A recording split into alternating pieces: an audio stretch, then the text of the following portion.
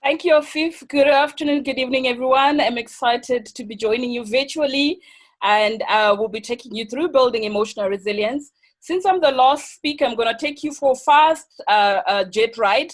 So please buckle up, and we're going to get going. You will take a breather when we are done, because I have 30 minutes to really cover my content, but I hope that at the end of the 30 minutes, I will have shared something of value to you guys. So talking about emotional resilience, I think context matters. We need to see where we are, what's happening to us, what is happening in our world. And I think if you, you're all aware this, if throughout the conference today, you might have had, or you have actually had all these words, they've actually come up. So these are new watchwords that we hear all the time. We hear agility, we hear flexibility, we hear adaptability, and we hear resilience.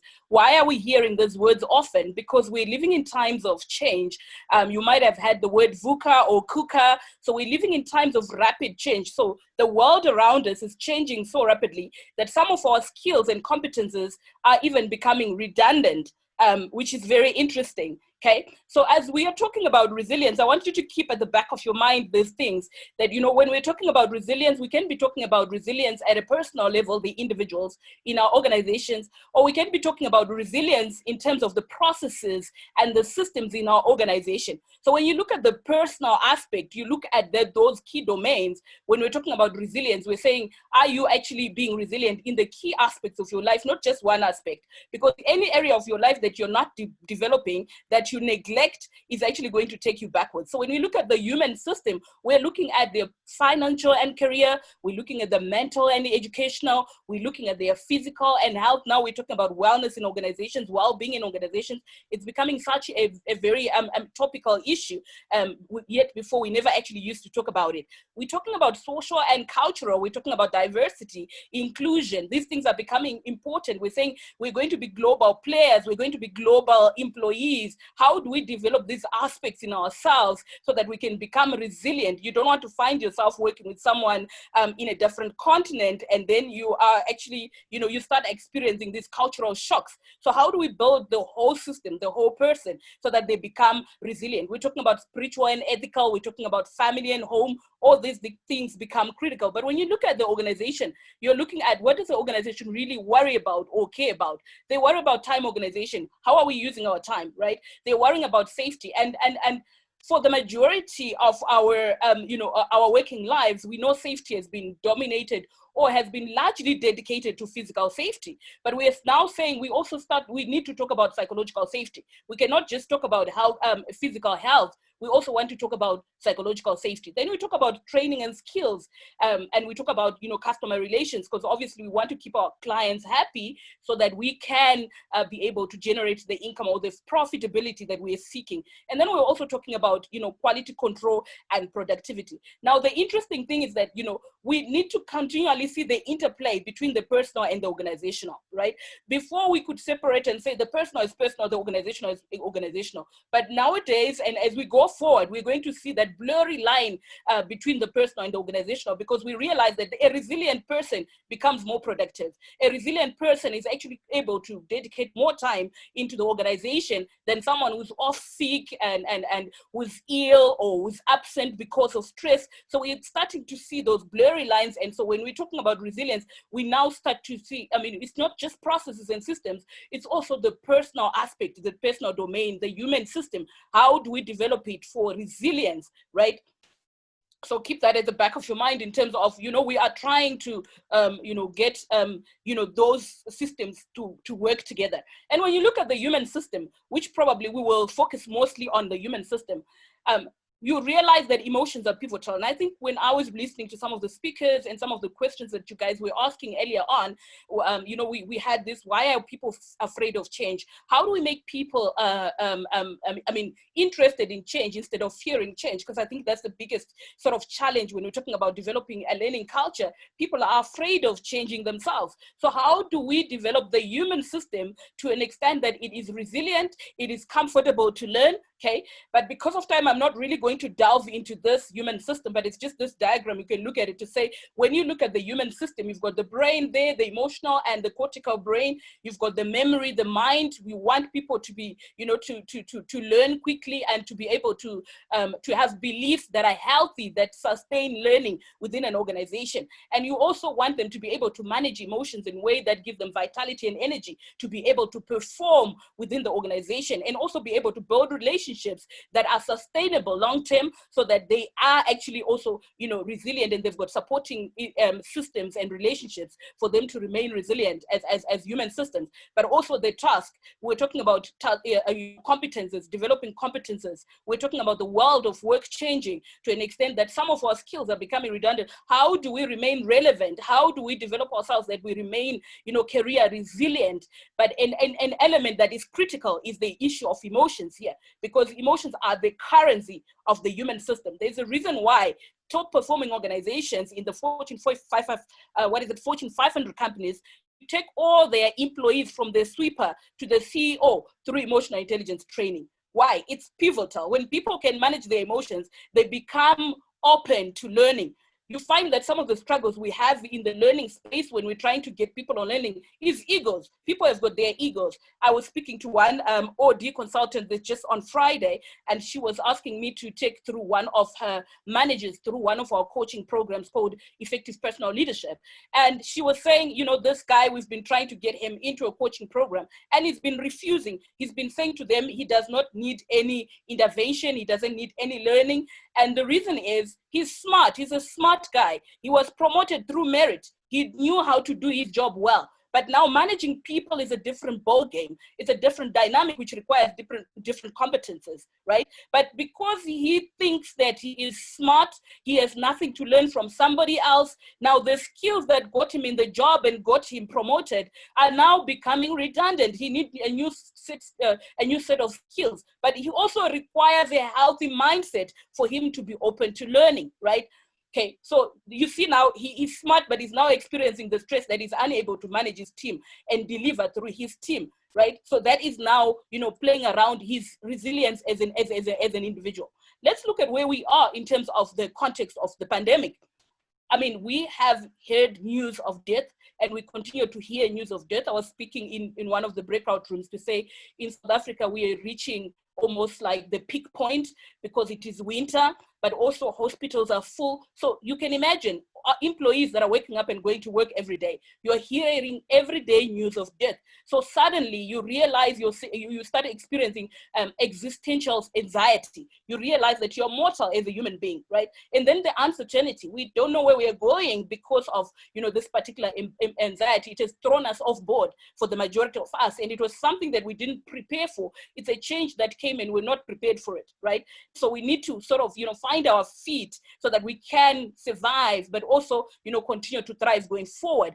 And we've also experienced, we have had to do social distancing. We continue to do social distancing, but understand that human beings are herd animals. We are social animals. We thrive in relationships. Now all of a sudden, the thing you need the most, you're being told to stay away from. So what is happening to us as human beings as we're going through this pandemic? And then blurry boundaries. When people are working from home, what is home time? What is work time, right? How do we manage that?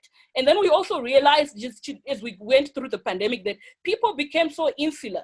And the reason is because when you're experiencing threats, when you're experiencing anxiety, when you're experiencing fears, you look for people that you can trust, right? So the people you can trust are people that can look like that look like you, either religious, people that you go to the same church with. Those are the people that you start affiliating with, or race. We've seen racial roles, increase during this pandemic. Why? Because we are already in a place where we are in a psychological threat. So we become insular. We begin to look for people that we can affiliate with, that look like us and that we feel safe around. Okay.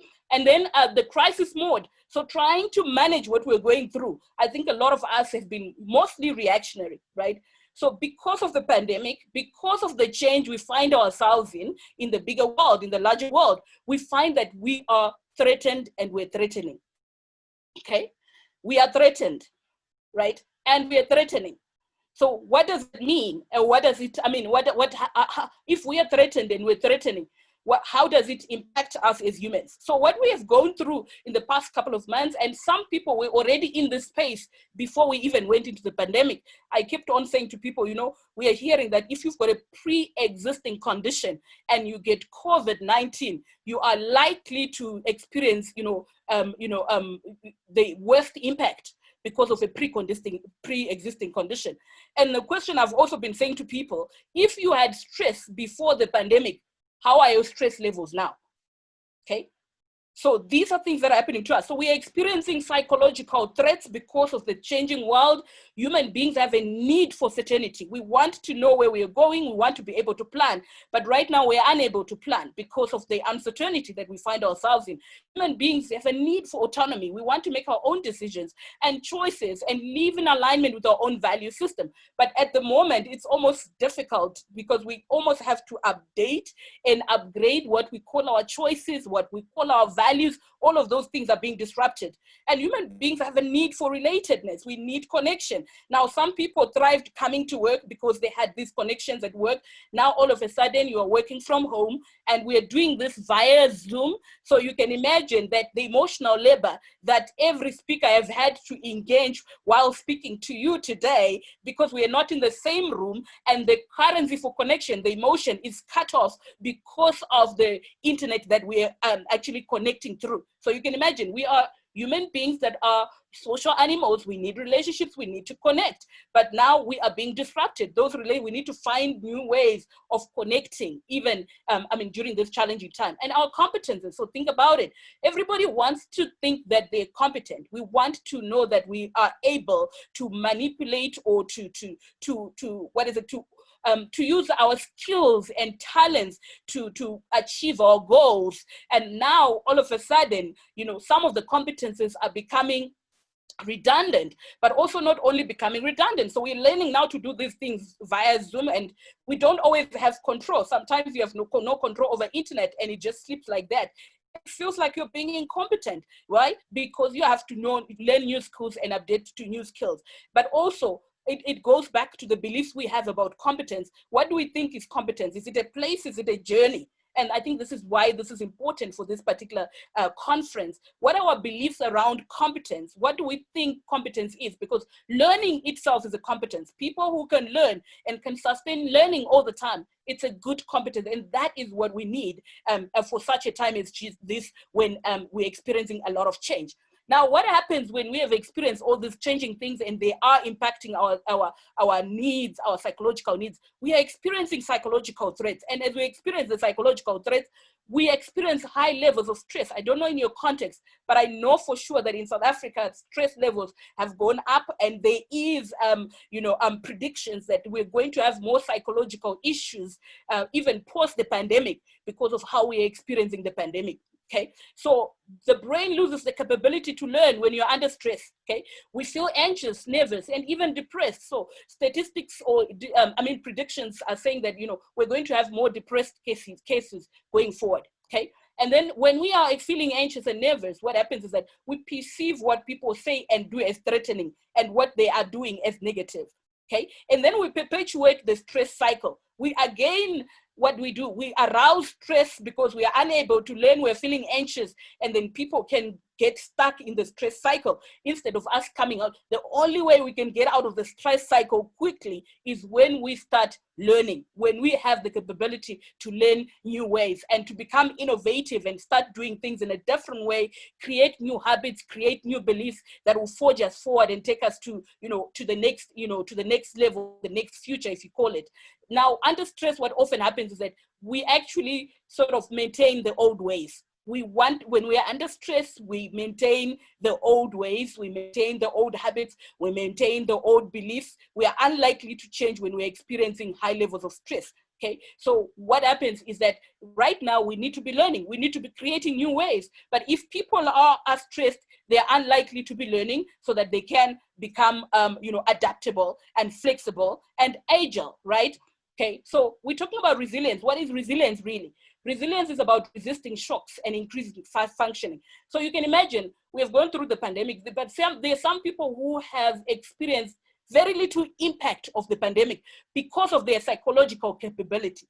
their ability to manage the emotions that are arising out of the change we're experiencing. And yet some people have also experienced, deep shocks as a result of the change that they are experiencing, right? So resilience is all about recovering, bouncing back from negative emotions. Now, the question is, how long do you take to bounce back from negative emotions, right? The quicker we can bounce back, the quicker we can move forward and plan and pivot, right? Okay, so it is also about thriving. So we are living in times of change. So it should not be just about surviving. It should also be about thriving. How do we thrive during change? How do we thrive despite change or continuous change? How do we thrive? Well-being and doing what matters the most. How do we renew? How do we retool? And how do we pivot going forward? So this is what resilience is all about. So how do we as learning and development professionals facilitate resilience within our organizations? Learning becomes a pivotal tool, a critical tool, right? So we have to develop psychological capability and character. Now, what often happens is you may have the technical skills, but when we're going through change, some of those technical skills, you may not know how to apply them, or you might not have the energy to apply them because of the stress that you're experiencing. So what we need to be focusing on is, how do we develop the psychological capability of everyone throughout the organization, and especially the leaders? How do we develop character? Because when we're going through challenges and tough times or changes, we rely on our psychological capability and character. So talk about values right here, right? We rely on our values. Values become the axle in the wheel that when you are being spinning, when you're changing, you've got some level of stability, which is called your own values. That's why we need to develop people who are strong in their value system, but also they have the ability to manage their own emotions, or they have psychological capability, right? And then as we go through change, one thing is for sure is that, the change we're experiencing, is an adaptive challenge. Okay, what is an adaptive challenge? An adaptive challenge is where we have to shift our behavior. It is where we have to change our habits. It is where we have to change our beliefs, our loyalties, and our priorities. So if we're saying that we need to develop psychological capability, what are the habits in your organization around learning? What are the beliefs around learning in your organization? How do we change that? What are the loyalties? And we can see that by where are people spending time? Where are people spending their money, right? Does that really, does it show that we are saying learning is critical? What are the priorities? And one thing that I've noticed being in the learning and development space is that when we go through economic hardships, the first thing that organizations do or cut off is learning and development, the budget for learning and development. Right now, you hear a lot of organizations come to us and say, please, can you give a free session? Please, can you give a free session? We don't have a budget. I'm like, if you only knew that you actually need to be learning right now for you to be able to pivot and be able to bounce back, rather than be cutting your budgets and going to people who are resourceful and saying, give us free sessions. So that is happening in my world. I'm not sure if this the same is happening for you in the Maldives. Okay, so what can also learning and development experts or professionals do? We heard throughout the conference that we need to develop a learning culture. We need to develop a learning culture. Okay. What does that look like? How do we know we are developing a learning culture in our organization, right? So there are organizations that are called DDOs, deliberately developmental organizations, right?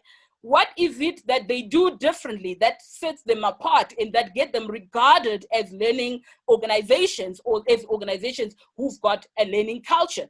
So deliberately developmental organizations, learning is embedded in every process of the human resource system. So you are not just leaving it in the learning and development department. You are making sure that learning is embedded in the human resource process, which means when we hire you in the interview, we are going to ask you, what is your learning edge? Before you get started, the first thing you do is go on a learning retreat where you're going to develop your own learning plan before you get on the job, right? Does that make sense? So when we are promoting people, so every step of the HR process, onboarding, we have learning embedded in our onboarding. Our promotion, we've got learning embedded in our promotion, right?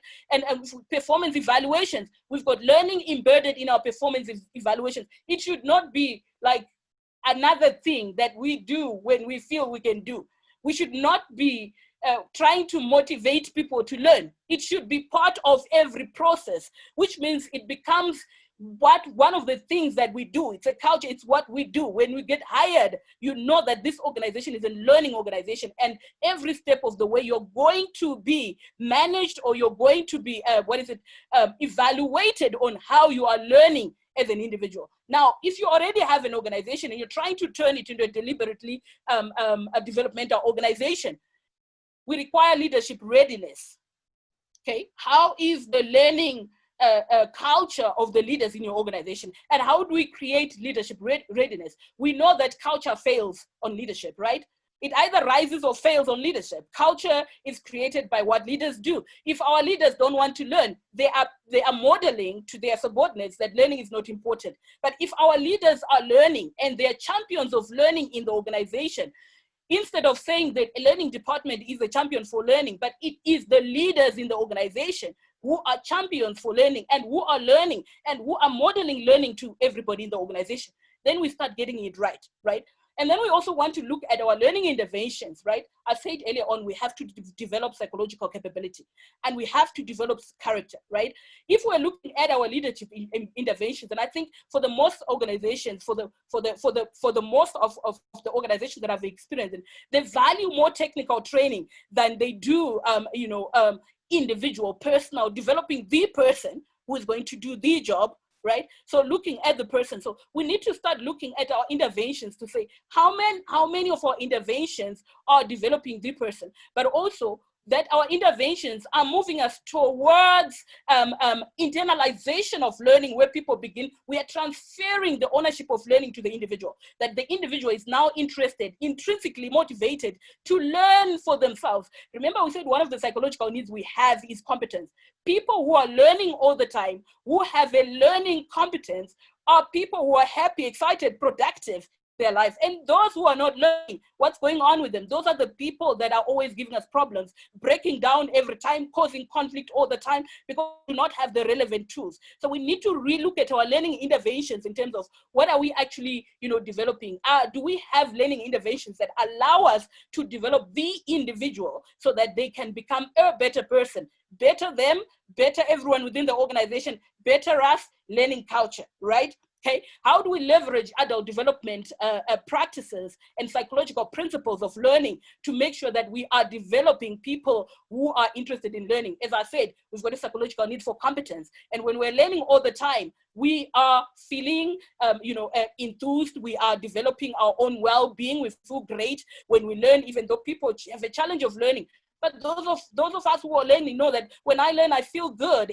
My well-being is developed. I feel great. My competences are increasing. So how do we leverage these things? They leverage psychological principles, spaced repetition, the neuroscience of learning. How do we get these things in place so that when we are having our learning interventions, so look at the AGES model, for example. People don't just learn by sitting in a classroom for 2 days, and hopefully that after the 2 days, they are going to develop the habits and the attitudes that they require to become better people. We need more than that. How do you make, how do you use the principles, as I said, things like spaced repetition to make sure that you are developing the competences and the attitudes that you require in your organization to build a learning culture. And I would rather, when we're looking at DDOs, I'm like, why can't we have a DDI, which is a deliberately developing individual?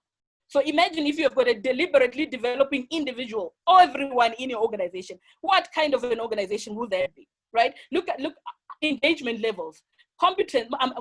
Performance levels. Look at that.